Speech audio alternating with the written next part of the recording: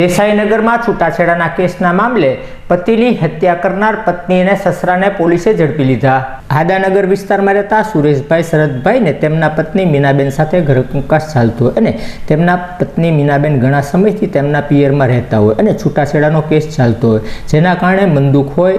जेने लई ससरा मनसुखभाई अने पत्नी मीनाबेने देसाईनगर में सुरेशभाई राठौड़ उपर छरीना घा झीकी मौतने घाट उतार्यानी पोलीस फरियाद बोरतळाव पोलीस मथके नोंधाता पोलीसे पत्नी मीनाबेन तेमज ससरा मनसुखभाई ने झड़पी लई धोरणोसરની कार्यवाही हाथ धरी हती।